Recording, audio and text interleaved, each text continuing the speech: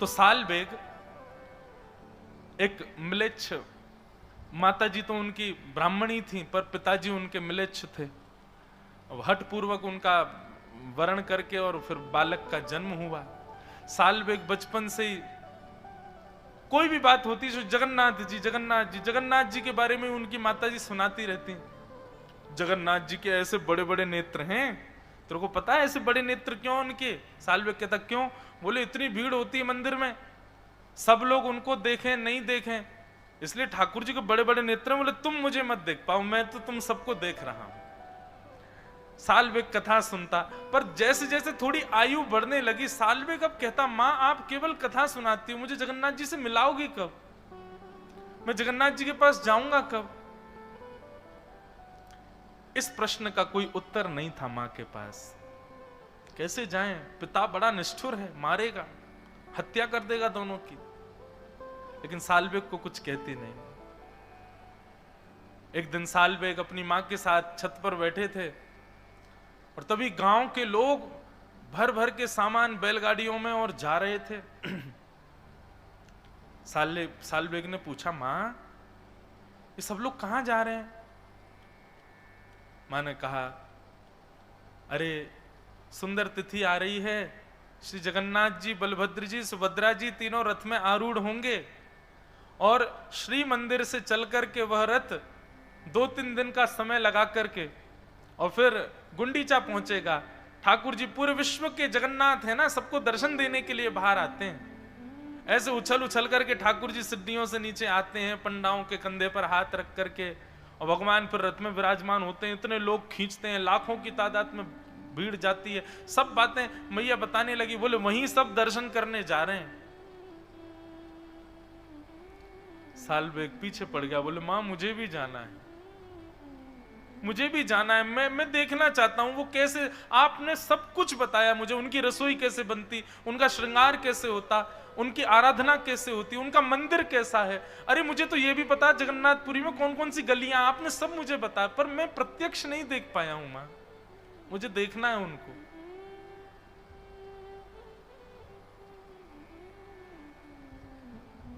मां ने समझाया। बोले साल बेग मेरे चाहने से तो तू जगन्नाथ जी को नहीं देख पाएगा, अब तो तेरे पास एक ही उपाय है। बोले क्या? तू जगन्नाथ जी को ही प्रार्थना कर कि वो तुझे अपना दर्शन दे। तब भक्त साल बेग उस दिशा की ओर देखता है जहां श्री मंदिर विद्यमान है और आर्त क्रंदन करते हुए एक उड़िया भाषा में एक पद गाता है। बहुत सुंदर भाव। अहे नील शैल प्रबल मत्तावरण, प्रबल मत्तावरण, मुआरत नलनी बनकु कर धनन। अहे नील शैल प्रबल मत्तावरण, प्रबल मत्तावरण, मुआरत नलनी बनकु कर धनन। अहे नील शैल। साल बेग कहता है अरे नीलाचल पर्वत के मतवाले हाथी जगन्नाथ, नीलाचल पर्वत पर आप विराजते हो और मतवाला हाथी क्यों कह रहे हैं? बोले क्योंकि जब आप मंदिर से उतर करके नीचे रथ की ओर आते हो उस समय आपकी चाल गजगामनी होती है, आगे को जाते हो फिर पीछे होते हो। कभी देखा श्री जगन्नाथ जी जब रथ पर आरूढ़ होने के लिए आते हैं कैसी चाल होती है उनकी?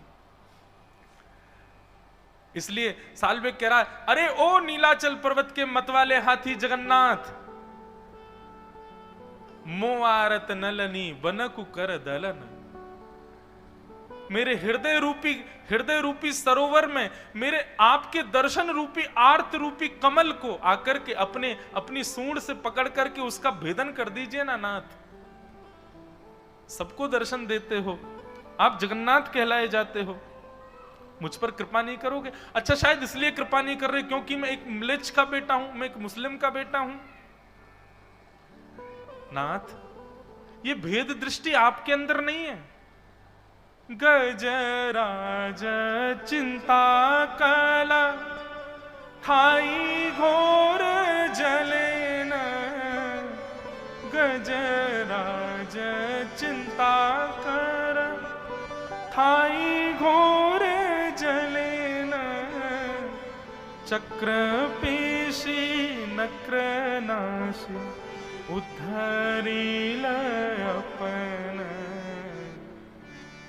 अगर आप ये सोच करके नहीं आ रहे कि मैं एक म्लेच्छ का बालक हूं नाथ, तो आप तो वो हैं जो इंसान नहीं था, गजेंद्र।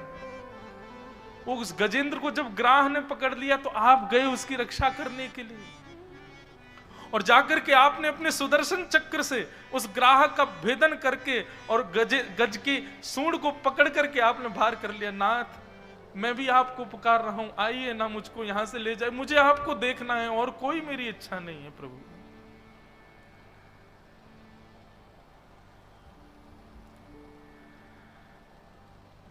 कहे साल बेग हीन जाती यवन, कहे साल बेग हीन जाती यवन, श्रीरंग चरण तल कर शनि जनन, अहे नीला शैल प्रबल मत्तावरण,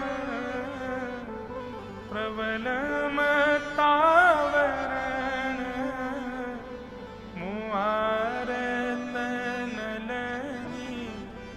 बनकूकर दलन, अहे नीला शैल।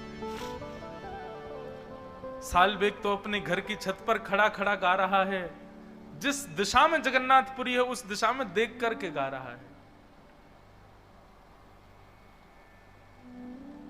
श्री जगन्नाथ जी सबसे ज्यादा प्रसन्न होते हैं 365 दिन में, उस दिन जिस दिन वो रथ पर विराजमान होते हैं। ठाकुर जी को बहुत सुख मिलता है उस दिन।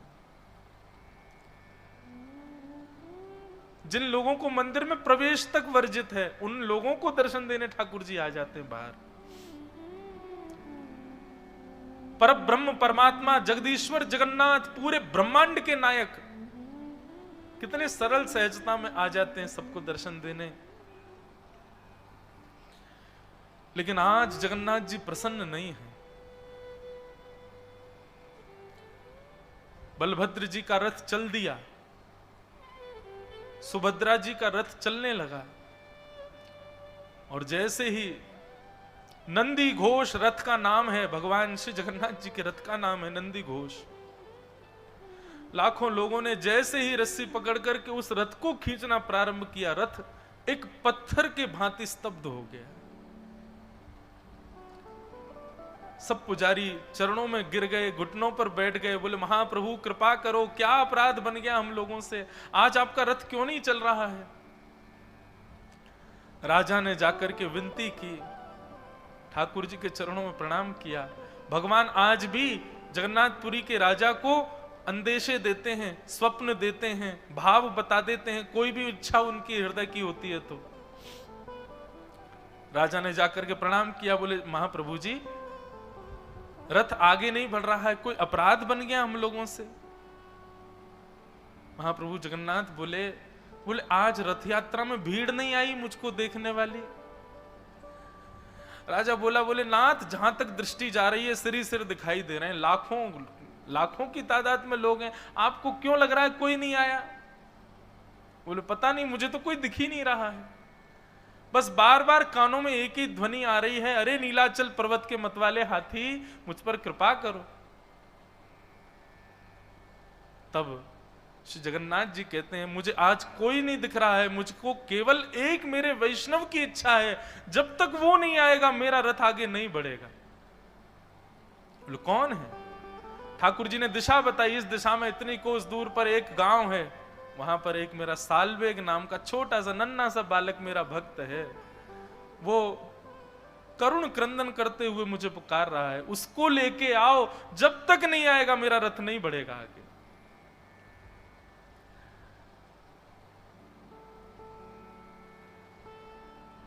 लाखों की तादाद में वैष्णव बैठे हैं, सब श्री प्रतीक्षा कर रहे हैं, बोले क्या हो गया, श्री जगन्नाथ जी का रथ आगे क्यों नहीं बढ़ रहा है।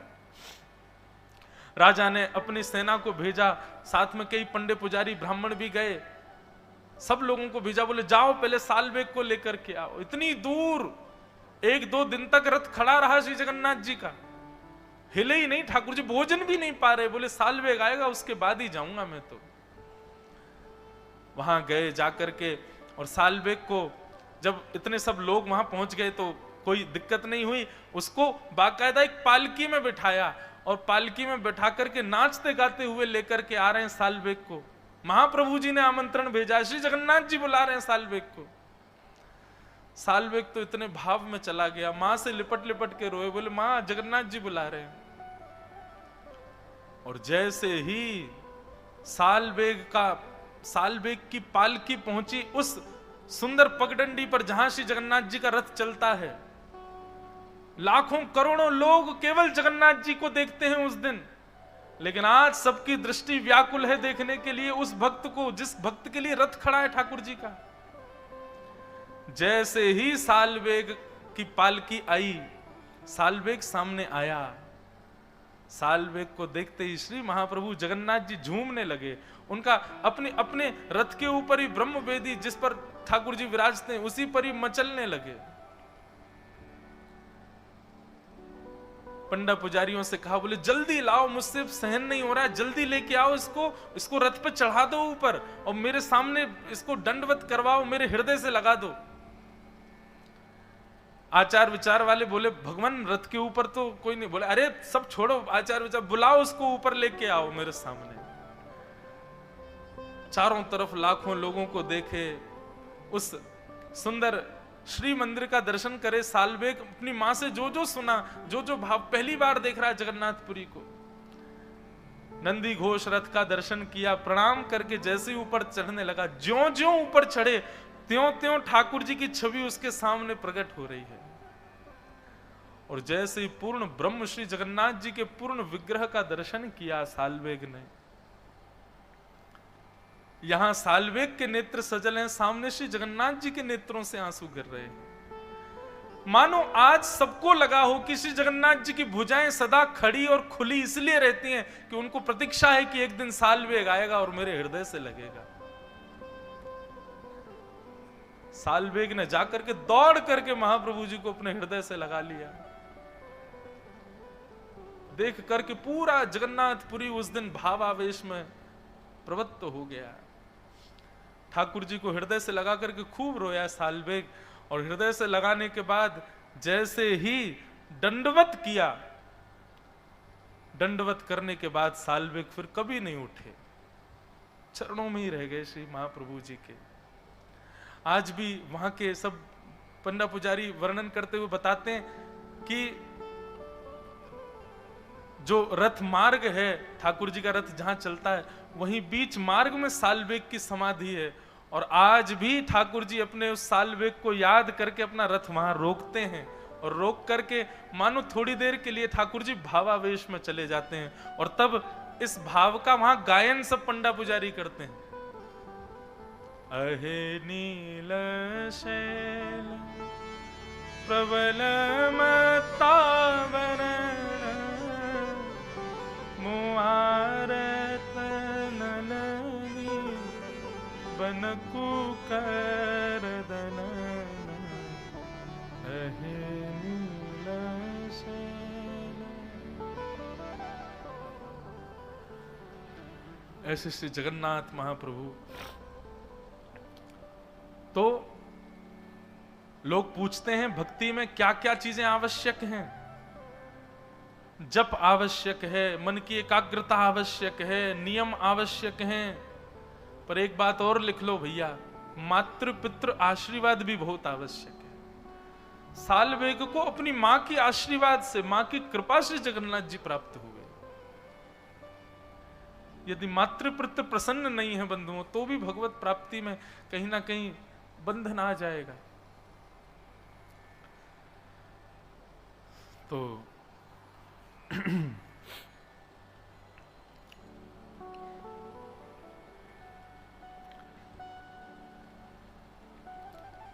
ध्रुव जी की माता जी सुनीति अपने बालक को खूब उसको लालन पालन करती हैं, कथाओं में ले जाती हैं, सत्संग में ले जाती हैं, संत महापुरुषों के पास लेकर के जाती हैं, तीर्थों की सुंदर सुंदर कथाएं सुनाती हैं। एक दिन ध्रुव जी महाराज अपने सखाओं के साथ क्रीड़ा कर रहे थे, खेल रहे थे। तभी उनके सखाओं ने उनसे पूछ लिया, ध्रुव तुम्हारे पिता कौन है? तुम्हारी मां को तो हम सब जानते हैं, पर तुम्हारे पिता कौन है? ध्रुव जी महाराज बोले, मुझे तो नहीं पता मेरे पिता कौन है। बोले, जाओ अपनी मां से पूछो। ध्रुव जी महाराज अपनी मैया के पास आए और मां से आकर के आज पूछा। बोले, मां मेरे पिता कौन है?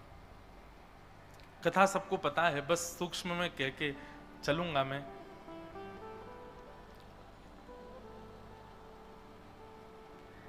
मां ने दिखाया, सामने जो महल है ना ध्रुव, यहां के जो राजा हैं वही तुम्हारे पिता हैं। एक दिन इच्छा हुई ध्रुव जी के मन में, और पिताजी की गोद में बैठने का भाव रख के, पिताजी को देखने का भाव रख के महल में प्रवेश कर गए। और जैसे ही महल में प्रवेश किया, अपने पिता को देखा और पिता की गोद में जब छोटी मां के पुत्र का दर्शन किया, ध्रुव जी महाराज व्याकुल हो गए। बालक का स्वभाव है, अपने पिता या मां के गोद में दूसरा बालक दिखे तो बालक से स्वीकार नहीं होता। ध्रुव जी महाराज और आतुरता होकर के अपने पिता के समीप जाने लगे। मैं भी बैठूंगा गोद में। छोटी मां ने आकर के रोक दिया, आकर के कहा, कहां जा रहे हो? बोले, पिताजी की गोद में बैठूंगा। बंधु, ये पिताजी की गोद में बैठना, राज्य गद्दी पर बैठना, ये ध्रुव जी का पूर्व जन्म से ही ऐसा भाव था। ऐसा कथा बताते हैं कि श्री ध्रुव जी महाराज पूर्व जन्म में एक राजकुमार थे, और एक दिन विरक्त होकर के भगवत प्राप्ति के लिए वन में चले गए। और वन में जाकर के उन्होंने खूब तपस्या की, भगवत प्राप्ति के लिए खूब भजन किया। भगवत प्राप्ति के बंधुओं, ठाकुर जी आपकी उत्कंठा देखते हैं। भगवान ने कुछ नियम, कुछ क्रम संजोए होते हैं कि भाई इसको इतने दिन में मिल जाएंगे, इसके भजन के प्रभाव से इतने दिन में कृपा करेंगे, आदि आदि जो भी। तो भगवान ने मन में विचार कर लिया था, इसकी बस अवधि पूर्ण होने वाली है, 6 महीने में हम अब इस बालक को मिलेंगे, ये जो राजकुमार आया है। पर तभी उस वन में एक दूसरे नगर का राजा, वो अपने भोग विलास के लिए कई सारी स्त्रियों को संग लिए, कई सारे गाने बाने बजाने और सब क्रम आदि जंगल में अपना विलास कर रहा था। रात भर नृत्य होता था, राजा बैठ करके देखता था, और वहीं समीप में ही ये राजकुमार तप कर रहे थे। इन्होंने जब रात्रि में शोर संगीत सुना, रात्रि भर नाच गान हो रहा है, तो इन्होंने जाकर के देखने का प्रयास किया। तो देखा तो इनके मन में ये भाव आ गया, मैं अपने राजकुमार की गद्दी छोड़ करके यहाँ वन में आकर के और यहाँ पे निष्ठुरता से भगवत प्राप्ति का भजन कर रहा हूँ। इतने साल तो मुझे हो गए, ना जाने कितने दिन और लगेंगे। अगर मैं भी अभी राजकुमार ही होता तो मैं भी ऐसे भोग विलास कर रहा होता, इतना आनंद कर रहा होता, प्रेम से भोजन कर रहा होता, पा रहा होता, नाच रहा होता, गा रहा होता। किसी अन्य के भोग्य वस्तु को देख करके हृदय में भोग उत्पन्न हो गया,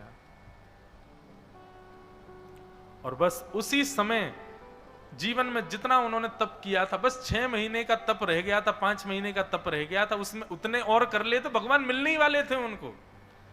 लेकिन भोग्य वस्तु के प्रति आकर्षित होकर के और उन्होंने उसी के अपना तप छोड़ दिया। उसी का परिणाम कि ध्रुव जी को अपने इस जन्म में 5 महीने में भगवान मिल गए, क्योंकि 5 महीने का ही भजन शेष था पूर्व जन्म से। और दूसरा, प्रारंभ में ये पिता की गोद में बैठने की इच्छा, ये इनका पूर्व से ही ऐसा भाव था कि मैं राजकुमार होता। तो इसलिए यह भावना भी उनके बार बार चित्त में प्रकट हो रही थी।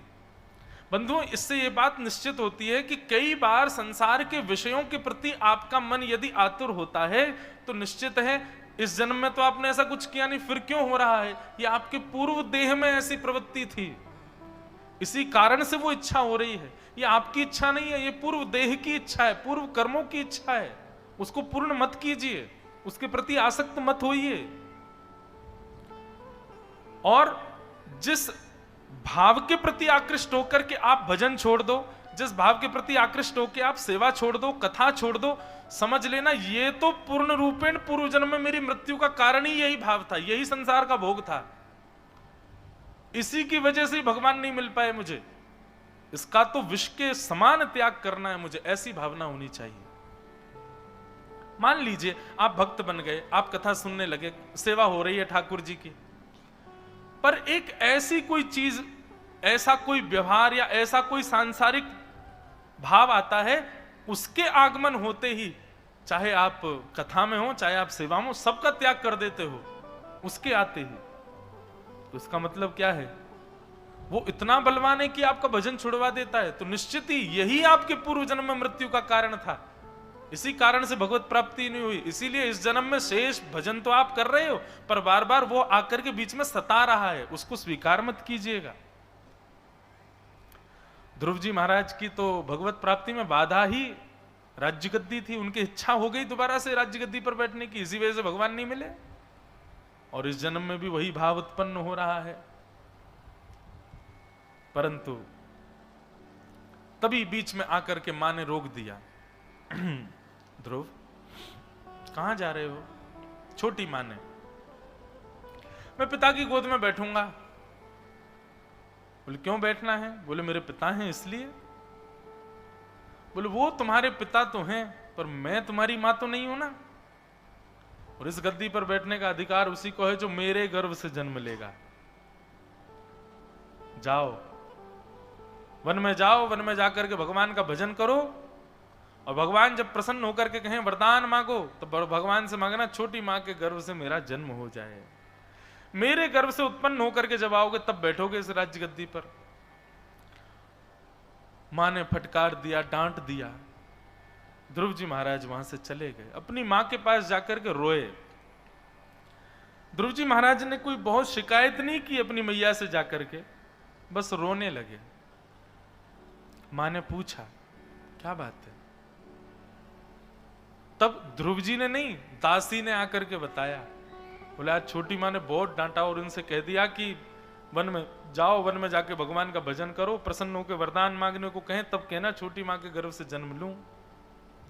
वैष्णव व्यक्ति का, बालक का स्वभाव होता है, वो अपनी तरफ से अपने ऊपर घटने वाली घटनाओं का ज्यादा प्रस्तुतिकरण या ज्यादा उसका उल्लेख नहीं करता, गोपनीय रखता है। ध्रुव जी महाराज ये शिकायत करना, चुगली करना, ये वैष्णव के लक्षण नहीं है। ध्रुव जी ने नहीं कहा मां से, किसी ने आकर के बताया, तब मां ने ध्रुव जी को समझाया, ध्रुव तुम क्यों इतने विचलित हो गए अपनी मां की बात से? बोले मां मैंने तो कुछ कहा नहीं, मैं तो बस गया था पिता की गोद में बैठने के लिए। क्यों? उन्होंने ऐसा क्यों कहा कि तुम वन में जाओ, वन में जाके भगवान का भजन करो, वरदान के रूप में कुछ और नहीं, ये मांगना कि मेरे गर्भ से जन्म लो। तो ध्रुव जी की मैया कहती हैं, ध्रुव मां ने क्या क्या कहा, उस क्या क्या में क्या स्वीकार्य है और क्या त्याज्य है, इस पर बुद्धि घुमाओ। सामने वाला कुछ भी परोसे, पर हम वही लेते हैं जो हम पा सकते हैं। ऐसा थोड़ी जितनी सामग्री रसोई में हम सब पा लेंगे, और यदि ऐसे आप हैं तो भैया फिर ठीक है, बढ़िया ही है, फिर तो सब पा सकते हो। तो लेकिन हम बस वही स्वीकार करते हैं जो हमको रुचिकर लगे या जितना हम पा सकें, जो हम पा सकें। ठीक उसी प्रकार ध्रुव अपनी श्रवण इंद्रियों को ऐसा बनाओ, कोई कुछ भी कहे उससे तुम्हारे मनस्थ पर प्रभाव नहीं पड़ना चाहिए। नन्हे से 4 वर्ष के बालक को मैया ज्ञान दे रही है,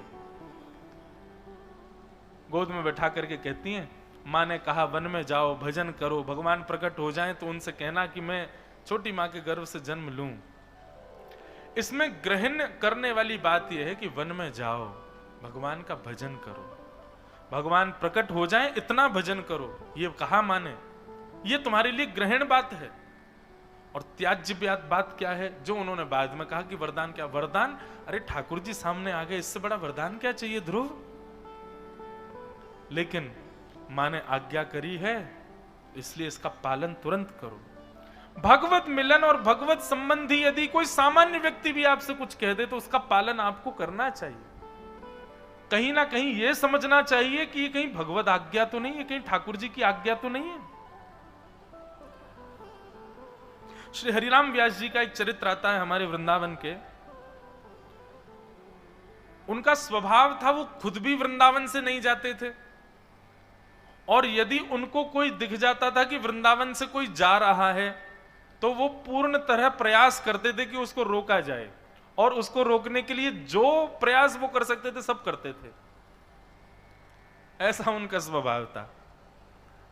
कहो तो उसकी बहुमूल्य वस्तु उससे ले लेते थे, उसको झूठ बोल के कह देते थे तेरे, अरे वहां पे तुझको वो याद कर रहे हैं, या तेरा वो काम अटका पड़ा है, या ऐसा ऐसा कुछ, कि जिससे कि वो वृंदावन ना छोड़े। एक बार एक कोई संत आए, और वो संत आकर के श्री जुगल बिहारी जी के मंदिर में, हम सप्तनिधि पद में गाते हैं ना, जुगल किशोर को लाड़ लड़ायो, नवन कुंज ही माहे, कुंज निकुंजन कीरज धारे, व्यास युगल यश गाए। ये वही हरिराम व्यास हैं जिन्होंने जुगल किशोर जी को प्रकट किया। तो श्री हरिराम व्यास जी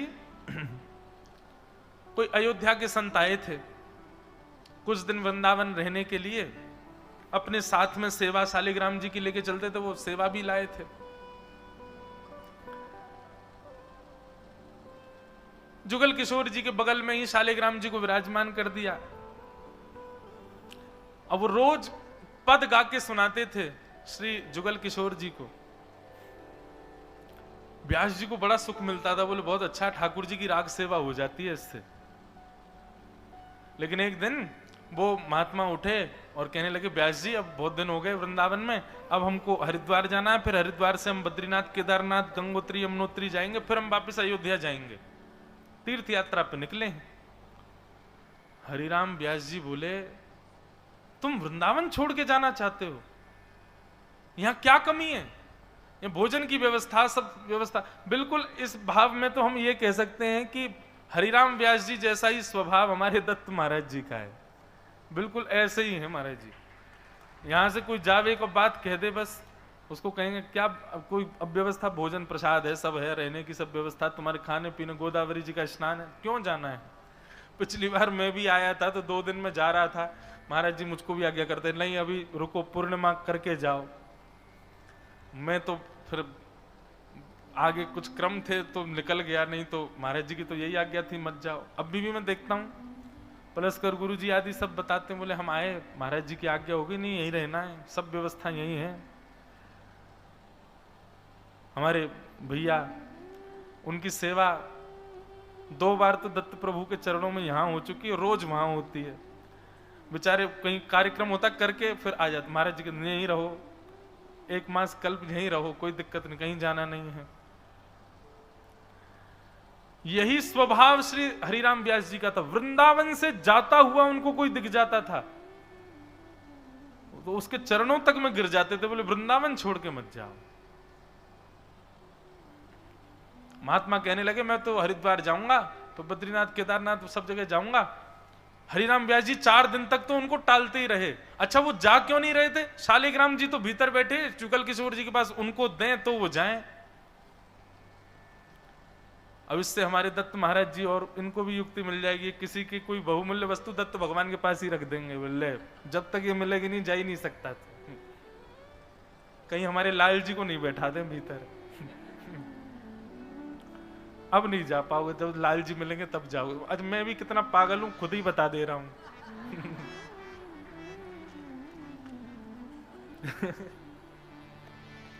तो श्री हरिराम व्यास जी का ऐसा ही स्वभाव था। तो 4 दिन तक तो उन्होंने जुगल किशोर जी के कपाट ही नहीं खोले। वो महात्मा रोज नहा धो के तैयार हो जाते, बोले आज जाऊंगा, मैं ठाकुर जी दे दो। बोले जुगल किशोर जी बहुत श्रमित हैं, आज तो मंदिर खुलेगा नहीं। दूसरे दिन हरिराम व्यास जी कहीं और चले गए, बोले मंदिर खोलना पड़ेगा तो ठाकुर जी देने पड़ेंगे, वो चला जाएगा वृंदावन से। एक दिन जुगल किशोर जी के वो सामने हट पूर्वक क्रोध में बैठ गया, बोले ये कोई बात है, अरे हम यहां तीर्थ दर्शन करने आए, आपने हमारे ठाकुर जी भीतर बंदी बना के धर लिए, उनको दीजिए हमको वापस। जुगल किशोर जी बोले ठाकुर जी चाहिए? बोले हाँ। बोले ठीक है देता हूं। आज जुगल किशोर जी के दर्शन खोले, हरिराम व्यास जी ने भीतर प्रवेश किए और शालिग्राम जी की जो डिबिया थी जिसमें शालिग्राम जी रहते थे, शालिग्राम जी तो धर दिए जुगल किशोर जी के चरणों के पीछे छुपा के। वहीं अंदर गर्भगृह में खिड़की में चिड़िया का घोंसला था, उसमें छोटी छोटी चिड़िया थी, एक चिड़िया पकड़ करके वो धर दी उसके अंदर और बंद करके डिब्बा और खा ले, ठाकुर जी ले जाओ अपने। और सुनो, तुम रुक तो रहे नहीं हो हमारे कहने से? बोले नहीं। जाते जाते यमुना जी स्नान करके जाना और स्वयं भी करना, अपने ठाकुर जी को भी स्नान कराना, स्नान करके जाना। वो ठीक है। महात्मा गए, महाराज जमुना जी के तट पर जाकर के स्नान किया, जय हो ठाकुर जी को स्नान करा दूं जमुना जी में, फिर कल तो गंगा जी में नहाएंगे हरिद्वार में। जैसी डिबिया खोली महाराज, सोई पक्षी उड़ करके भाग गया। उन्होंने देखा तो अंदर ठाकुर जी है ही नहीं। अब तो व्याकुल हो गए, बहुत आतुर हो गए। ऐसे ही दौड़े जुगल किशोर जी के मंदिर गए और श्री हरिराम व्यास जी को बोले मेरे ठाकुर जी कहीं चले गए, मेरे ठाकुर जी। ठाकुर जी चले गए मतलब हमने तुमको दे तो दिए थे। बोले वो जमुना जी पे जाके मैंने डिबिया खोली, उसमें से चिड़िया निकली। हरिराम व्यास जी बोले चिड़िया नहीं थी, वो ठाकुर जी थे। तुम वृंदावन छोड़ के जा रहे हो, ठाकुर जी का मन नहीं है जाने का, इसलिए चिड़िया बन के उड़ के आ गए होंगे। और देख ठाकुर जी उड़ करके मुझे पता नहीं जुगल किशोर जी के चरणों में ही बैठे होंगे। देख मैं अभी देखता हूं। और भीतर जाकर के कपाट खोले और जाकर के ऐसे देख देख देख ये रहे तेरे ठाकुर जी, देख यहीं तो बैठे चरणों, उड़ के आ गए, यहीं बैठ गए। भैया देख ठाकुर जी भी मना कर रहे हैं कि तू वृंदावन छोड़ के मत जा। और उस महात्मा का अखंड वृंदावन वासी करा दिया, कहीं तीर्थों में नहीं जाने दिया।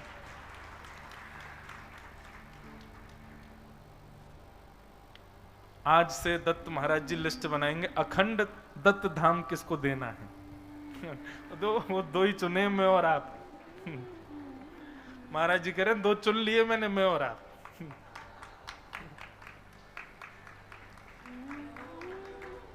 महाराज जी ऐसा कर ले, सुबह मेरी कथा, शाम को हम जीवन भर यही कथा ही करते रहे, जाको सुनने यहीं आके सुन जाओ। हमारी माता जी भय के कारण कथा नहीं सुन रही है मेरी।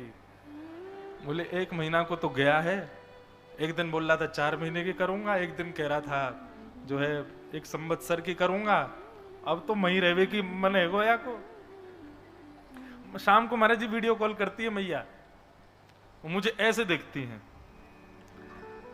वो क्यों? बोले कि मुंह तो देखो ही ना जावे। अच्छा कल एक बहुत सुंदर भाव, अनुष्ठान में ऐसे रूप का क्या अभिप्राय है? हम जिस देव के लिए अनुष्ठान कर रहे हैं उस अनुष्ठान में हम ऐसा रूप इसलिए बना लेते हैं ताकि हम किसी को प्रिय ना लगें, कोई हमसे रीझे ना। यह अनुष्ठान का नियम होता है। अनुष्ठान में हम किसी को अच्छे ना लगें, कोई हमारे प्रति आकर्षित ना हो, इसलिए ऐसा भेषभाव रखना चाहिए। तो श्री हरिराम व्यास जी का मंगल भाव, वैसे ही हमारे श्री दत्त महाराज हैं। अम्मों को अपने लाल जी छुपा के रखने पड़ेंगे, 10 दिन की कथा रह गई है, लेकिन महाराज जी बड़ा अनुग्रह करते हैं। फिर आएंगे जल्दी, फिर महाराज जी को कथा सुनानी तो है ही है जल्दी, अभी तो जाना है, आगे क्रम है बहुत सारे करने हैं। तो फिर महाराज जी 2 दिन बाद जाने दिया था हरिराम व्यास जी ने उनको, तीर्थ यात्रा के लिए गए थे वो। मैं बहुत भयभीत हो गया ये कथा सुना के। हैं? नौका विहार। सावधान रहियो भैया सबरे, नौका विहार में ठाकुर जी अंतर ध्यान हो सकते हैं। अच्छा मेरे तो ऐसे अंतर ध्यान हो जाएंगे, इनके कैसे करूंगा मैं? अच्छा, खुद के ठाकुर जी तो ऐसे बढ़िया अंदर सिक्योरिटी में रखें, कोई जा ही ना सके भीतर। अब वो इनके अलावा कोई पे उठेंगे भी नहीं। लेकिन ठीक है, महाराज जी कृपा करेंगे, अनुग्रह करेंगे। लाल जी को घर की याद आती है, महाराज जी मैया दादा सब बैठे हैं। अब इस विषय में हम आप कमरा में चर्चा कर लेंगे हैं? नहीं, यहां तो मैं बताते ही चला जाऊंगा कोई ना कोई बात। तो मैं ये कथा क्यों सुना रहा था, श्री हरिराम व्यास जी, पता नहीं किस विषय क्यों आई ही क्यों ये कथा मेरे मन में, मुझे समझ नहीं आ रहा है। ध्रुव जी महाराज, हाँ, मैया समझा रही है ध्रुव जी को, और ध्रुव जी को बैठा करके कह रही है कि ध्रुव, सदैव अपने श्रवण इंद्रियों में एक भाव रखो, क्या वही सुनो जो भगवत संबंधी हो। भगवत संबंधी कार्य के लिए, हाँ, ये कह रहा था कि भगवत संबंधी कार्य के लिए यदि आपको कोई सामान्य व्यक्ति भी कह दे तो उसको भगवान की ही आज्ञा मानिएगा, ठाकुर जी की ही आज्ञा मानिएगा। महाराज जी मुझसे कहेंगे कि रुक जाओ, तो ये दत्त भगवान की आज्ञा, मैं कहूंगा महाराज जी जानो तो ये गिरधर लाल की आज्ञा। अभी दोनों ही भिड़ लेंगे आपस में, कौन की आज्ञा है, तो दोनों भगवान की आज्ञा। तो भगवत आज्ञा मानिए। कभी कोई सांकेतिक रूप से भी यदि आपसे कहे कुछ भी भगवत संबंधी भाव, इसको भगवत आज्ञा मानो।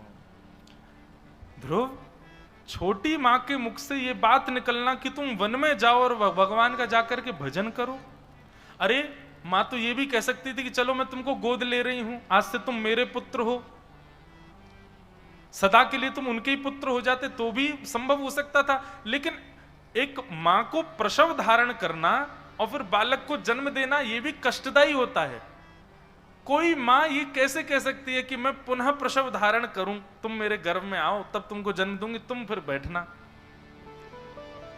ये बाद की बात तो अपने मन से कही है, पर पूर्व की बात जो है, वन में जाओ भजन करो, ये भगवान की आज्ञा ही छोटी मां के मुख से निकली है। ध्रुव, तुम उसको भगवत आज्ञा मानो। वो छोटी मां नहीं है तुम्हारी, वो साक्षात ठाकुर जी ही बोले हैं उसके मुख से। इतना विश्वास रखो कि भगवत आज्ञा, भगवत संबंधी कोई बात कह दे तो मतलब समझो भगवत आज्ञा है, ठाकुर जी की आज्ञा है। और जुनो, तुम जब वन में जाओ ना ध्रुव, तो छोटी मां को एक बार दंडवत करके जाना, प्रणाम करके जाना। क्यों? मैं तो केवल सत्संग तक लेकर के गई हूं, कथाओं में लेकर के गई हूं, पर उसने तो सीधे भगवान के पास जाने की आज्ञा करी है, जाओ। मां हो तो ऐसी, किसी से बैर ना सिखाए, किसी से निंदा। एक बात सदैव याद रखना बंधुओं, बच्चों को बैर होता थोड़ी है, बच्चों के अंदर बैर नहीं होता, हम सिखाते हैं उनको बैर करना। ध्रुव जी की मैया ने कभी ध्रुव जी को बैर करना नहीं सिखाया। हम बड़े होकर के इतने दोषयुक्त क्यों हो जाते हैं? क्योंकि बाल्यकाल से हम में दोष भरे गए हैं। बालकों का निर्माण आपके हाथ में, बहुत ध्यान से किया करो बंधु। तो श्री ध्रुव जी महाराज वन की ओर निकल पड़े, मां को प्रणाम किया, छोटी मां को प्रणाम किया, और तभी वन में जा रहे नन्हे से ध्रुव जी, छोटे छोटे हाथ हैं, छोटे छोटे पांव हैं ध्रुव जी के, छोटे से ध्रुव जी हैं। अभी आकाश मार्ग से श्री नारद जी महाराज ने ध्रुव जी को देखा, और ध्रुव जी को देखते ही श्री नारद जी महाराज पधारे। बंधुओं, हमारे गुरुदेव आज्ञा करते हैं, पूज्य नाना जी भी आज्ञा करते थे, बोले जिस प्रकार सीधे प्रधानमंत्री नहीं मिलता, पहले उसके गण आदि सब मिलेंगे, उनसे वार्ता हो जाएगी, उनसे संबंध में तब प्रधानमंत्री मिलते हैं, ठीक वैसे ही ठाकुर जी स्पष्ट पहले नहीं मिलेंगे, पहले उनके वैष्णव मिलेंगे, पहले उनके भक्त मिलेंगे, पहले उनके भगवत जन मिलेंगे, और इन सबके मिलने के बाद फिर देवदूतों में श्री नारद जी महाराज मिलेंगे। नारद जी महाराज ही प्रमाण है कि अब ठाकुर जी मिलने वाले हैं। पर एक बात याद रखना, नारद जी 6 लक्षण देखते हैं, अगर इन 6 लक्षणों से युक्त हैं तो नारद जी सहायता करते हैं भगवत मिलन में। देव, कोई भी देवता हो, वो देवता सहायता इन 6 लक्षणों को देख करके ही करता है कि उद्यम साहसम धैर्य बुद्धि शक्ति पराक्रम षडैते यत्र वर्तन्ते तत्र देवं सहायकृत्। ये 6 लक्षण जिसमें हैं देवता उसकी सहायता करते हैं। और 6 लक्षण कौन से? सबसे पहला उद्यम, मेहनती। आलसी होगा तो ये बात, आलसी व्यक्ति बिल्कुल गांठ बांध ले अपने पास में, कभी भी देवता उसकी कोई मनोकामना पूरी नहीं कर सकते। अगर वो कुछ भोग भी रहा है तो निश्चित ही उसके पूर्वजों का या उसके पूर्व जन्म का भोग रहा होगा, जल्दी खत्म होते ही वो बहुत बुरी स्थिति में जाएगा। आलस्य नहीं। सबसे पहला लक्षण देवता देखते हैं किसी की सहायता करने से पहले उद्यमशील है कि नहीं। उद्यमे नहीं सिद्ध्यन्ति कार्याणि न मनोरथै नहीं सुप्तस्य सिंहस्य प्रविश्यन्ति मुखे मृगाः। शेर सोचे मैं मुंह खोल के बैठ जाऊं अपने आप हिरण आ जाए, कभी नहीं आएगा। शेर को जाना पड़ेगा, उद्यम करना पड़ेगा। तो सबसे पहले उद्यमी व्यक्ति। दूसरा साहसी व्यक्ति, निडर जो है, जिसके अंदर किंचित भी संसार के प्रति या संसार के भावों के प्रति भय है। आज पता नहीं जाप करते करते एक मन में भाव आया कि आप अपने ठाकुर जी की सेवा कर रहे हो और सेवा करते करते आपने पलक झपकी और पलक खोल करके देखी, मतलब एक क्षण, और तुरंत ही ठाकुर जी आपके जो थे वो चलने फिरने लगे, उनके हाथ पांव चलने फिरने लगे, वो अपनी गर्दन घुमाने लगे। तो हमारी पहली स्थिति क्या होगी? भय होगा कि प्रेम होगा?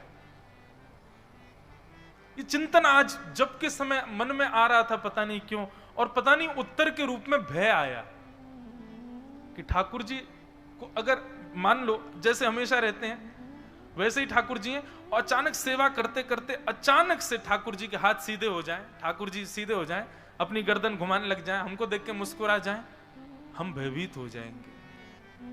और ये भय होगा क्यों? भय का कारण क्या होगा? भय का कारण है हमारा अविश्वास। हमारा नित्य का ये अविश्वास है कि ठाकुर जी ऐसे ही रहने वाले हैं, ठाकुर जी कभी सीधे नहीं होने वाले। ये हमारी दृढ़ता है ठाकुर जी के प्रति, और एक अविश्वास है कि ये कभी सीधे नहीं होंगे। इसलिए वो दृढ़ता के कारण और अविश्वास के कारण ठाकुर जी का प्रथम चैतन्य होना, उसके बाद भले ही हम कैसे भी हो जाएं, पर एक पहला झटका जो हमको लगेगा वो भय का लगेगा।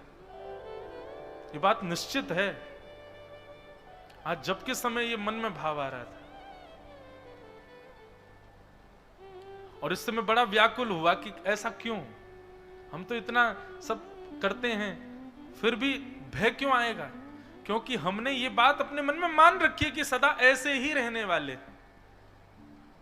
ये कभी अपनी स्थिति बदलने वाले नहीं हैं। ये दृढ़ता हमारे भीतर आ गई, तो इसको त्यागो, तैयार रहो, ठाकुर जी के प्रति ये भाव रखो। आप कभी भी अपने हाथ सीधे कर सकते हो नाथ, आप कभी भी बोल सकते हो, और बल्कि जिज्ञासा रखा करो, ठाकुर जी बोलो, तब समझिएगा आपकी भक्ति थोड़ी और पुष्ट होगी। ये जड़त्व बुद्धि निकालिए ठाकुर जी के प्रति, नहीं तो आप वो कहीं चलने फिरने लगे तो आप कमरा छोड़ के भाग ना जाओ कहीं वहां से, भय के कारण। इसलिए ये बात मन में आई कि देवता जिसकी सहायता करते हैं उसके अंदर पहला लक्षण होना चाहिए उद्यम, आलस्य त्यागा हुआ हो। दूसरा उसके अंदर साहस, निडर हो। भयभीत नहीं, संसार से तो दूर की बात, हम ठाकुर जी से डर जाएंगे।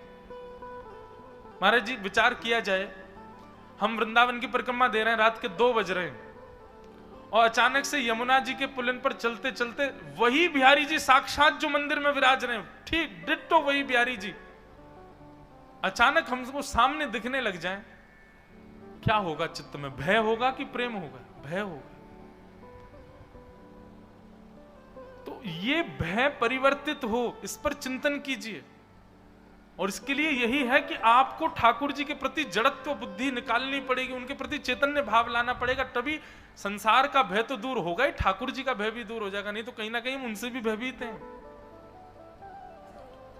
उद्यम, साहस, और तीसरा धैर्य। पेशेंस, सहन शक्ति, ये तीसरा लक्षण देखते हैं देवता। यदि किसी के अंदर धैर्य नहीं है, सहन शक्ति नहीं है, तो देवता उसकी सहायता नहीं करते, सहनशीलता देखते हैं। उद्यम देखेंगे, साहस देखेंगे, सहनशीलता देखेंगे, और फिर चौथा देखेंगे बुद्धि, यानी कि विवेक।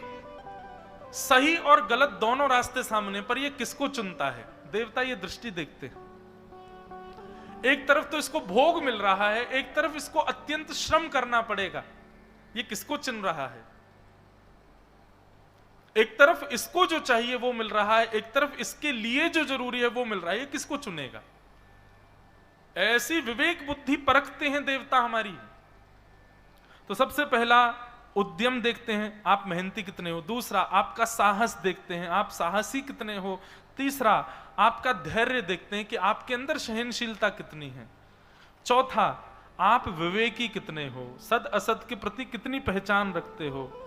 तीसरा 1 2 3 4 5वां शक्ति। शक्ति का मतलब क्या है, यहां शक्ति का मतलब बल नहीं है। शक्ति अपने बल दिखाने में नहीं, शक्ति अपनी सेवा दिखाने में करे। सेवा के प्रति, किसी के उद्यम के प्रति, किसी के परोपकार के प्रति। या फिर शक्ति दिखाने के लिए लोग प्रदर्शनी करते हैं, पर अपनी शक्ति से, चाहे वो धन बल हो, चाहे वो तन बल हो, चाहे किसी भी प्रकार का बल उसके पास है, उस शक्ति से वो ठाकुर जी की सेवा करता है। धन ज्यादा है तो तीर्थों में लगा रहा है, धन ज्यादा है तो अनुष्ठान कर रहा है, धन ज्यादा तो ब्राह्मणों में वितरण करवा रहा है, धन ज्यादा दान पुण्य कर रहा है। ऐसे शक्ति का प्रदर्शन करे। प्रदर्शन नहीं है, ये तो दर्शन है। बुद्धि है तो अपनी बुद्धि से ठाकुर जी के सुंदर यशों का और व्याख्यान करे, अपनी बुद्धि के बल का पराक्रम दिखावे। शक्ति तो उद्यम, साहसम, धैर्यम, बुद्धि, शक्ति और अंतिम पराक्रम। पराक्रमी रहे, कैसी भी स्थिति परिस्थिति आ जाए पर उसमें विचलित ना हो, एक घने वृक्ष की भांति खड़ा रहे। जीवन में दुख आए सुख आए पर अपना पराक्रम ना त्यागे, अपने कर्म को ना त्यागे, अपनी स्थिति का त्याग ना करे, उसमें व्यवस्थित रहे। इस प्रकार के 6 लक्षण जिसमें होते हैं, षडेते यत्र वर्तन्ते तत्र देवम सहायकृत, उसकी देवता सहायता करते हैं। और ये 6 के 6 लक्षण श्री ध्रुव जी महाराज में। ध्रुव जी में सबसे पहला लक्षण क्या है, उद्यम। आलसी नहीं है, उद्यम। कह दिया भगवत मिलना है तो निकल पड़े। 4 वर्ष का बालक मैया की गोदी से नहीं उतरता। ध्रुव जी वन में जा रहे हैं, उद्यम। दूसरा साहसम, साहसी, भयभीत नहीं है, जानते भी नहीं है शायद परिपूर्ण रूप से। 4 साल में क्या समझोगे कि भगवान कौन है। देखो एक बात और, अभी अभी मैंने प्रश्न किया कि ठाकुर जी चलने फिरने लगे अचानक से तो क्या होगा, भयभीत। अब ध्रुव जी की स्थिति देखना, जब ठाकुर जी ध्रुव जी के सामने आए तो ध्रुव जी की स्थिति क्या हुई। ऐसी स्थिति होनी चाहिए हमारी, उसके लिए भजन करना है। तो ध्रुव जी साहसी हैं, निर्भीकता से जा रहे हैं वन में। तीसरी बात, ध्रुव जी के चित्त में धैर्य है, व्याकुल नहीं है, विचलित नहीं है। ध्रुव जी विवेकी हैं, चाहते तो अपनी घर को मांग सकते थे, लेकिन नहीं, सब छोड़ करके वन में जा रहे हैं। विवेकी, शक्ति है, अपना जो भी उनके पास में बल है, क्या बल है उनके पास। छोटे 4 साल के बालक के पास क्या बल होता है, ना बुद्धि बल है, ना ज्ञान बल है, ना धन बल है, कुछ भी बल नहीं है। लेकिन फिर भी वे एक आत्मसत्ता है, यही बल लेकर के जा रहे हैं कि मैं एक जीवात्मा हूं और मेरा मिलन परमात्मा से होगा, इसीलिए मैं आया हूं।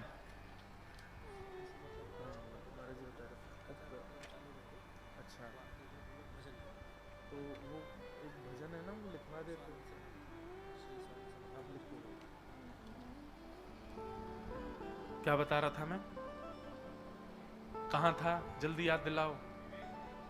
हैं कहां पे, विवेक। हाँ, शक्ति।